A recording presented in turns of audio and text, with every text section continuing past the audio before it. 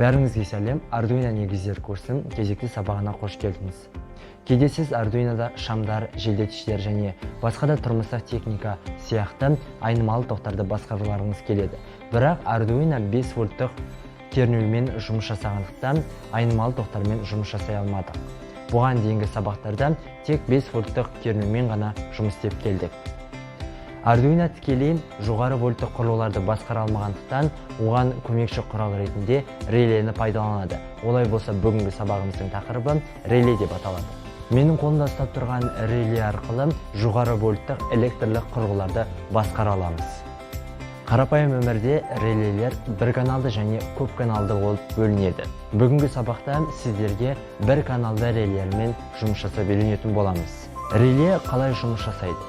Бейнеде көріп отырғандарыңыздай, реленің жұмыс істеу принципінде екі тізбек бар.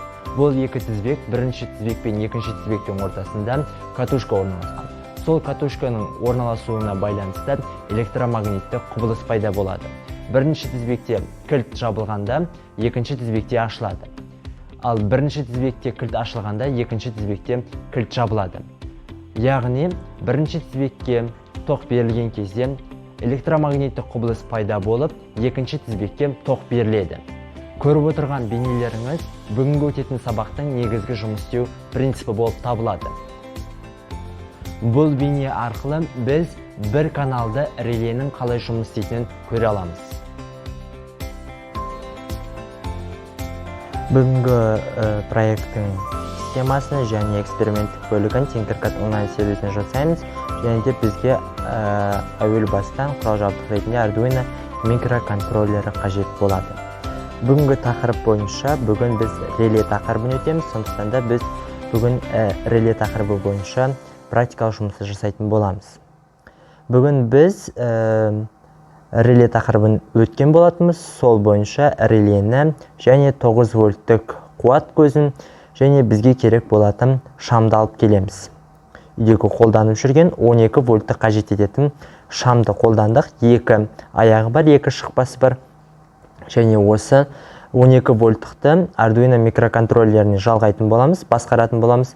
Arduino микроконтроллері ол 5 вольттық кернеу бойынша жұмыс жасайды, ал бізде алып келген шамымыз ол 12 вольттық, сондықтан да бізге қажет болатын, яғни жоғары вольтты кернеулі айнымалы тоқты басқару үшін бізге реле қажет болады. Реленің қызметі осы. Жоғары вольттық айнымалы тоқты басқару үшін реле қажет болады. Релені алып келеміз. Бір каналды реле біздегі бүгінгі тақырыбымыз бір каналды релені алып келеміз.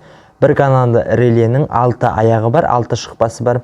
Осы 6 шықпа бойынша біз 12 вольттық шамды жалғайтын боламыз. Оған бізге 9 вольттық бізге қажет болатын қорек көзі батарейканы алып келеміз. 9 вольттық, оның да оң және теріс бөлігі бар, яғни жерге тиекталатын және де қуат көзі бойынша плюс және минус деген.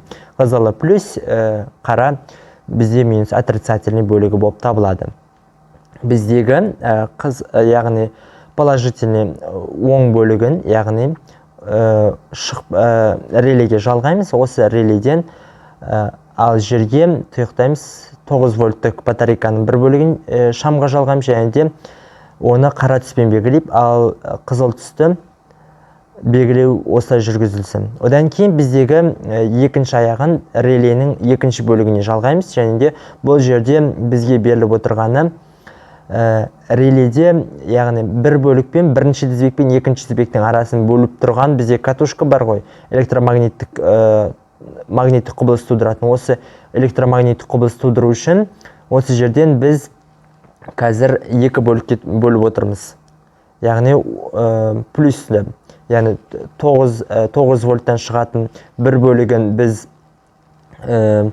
реленің оң жағына жалғадық, ал шамның плюсіне жалғанатын бөлігін біз реленің сол жағына жалғадық. Ал ортаңғы бөлікте біз диджитал бөліктегі 6-шы пинға апарып жалғадық.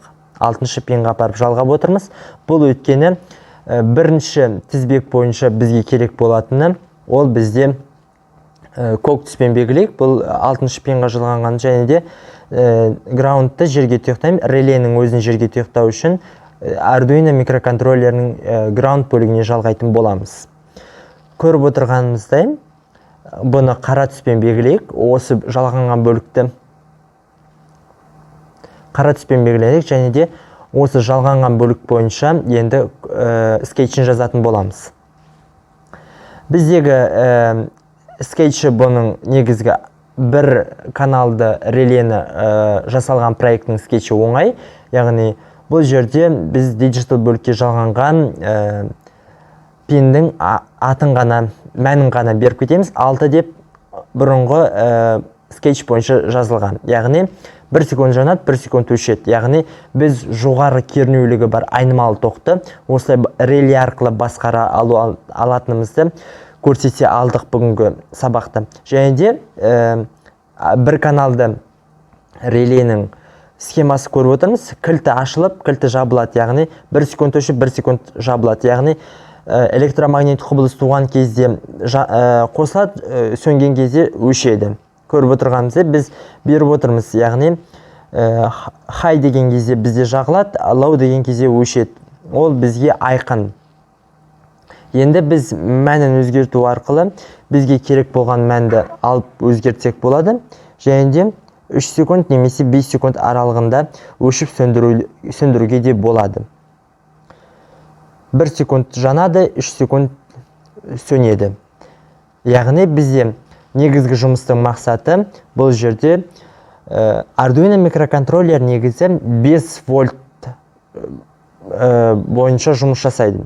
5 вольттан артық кернеумен жұмыс жасамайды. Сондықтан да біздегі батарейкамыз 9 вольт, 5 вольттан жоғары. Сондықтан да бізге көмекші құрал ретінде релені пайдаланатын боламыз. Яғни бізде реле бұл жерде тізбекті қосып ажыратқыш болып қызмет атқарып тұр. Және де сіздер дәл осындай қылып үй жұмысы ретінде 2 каналды релені қолдану арқылы 2 немесе 3 шамды қолданып жақсаңыздар болады.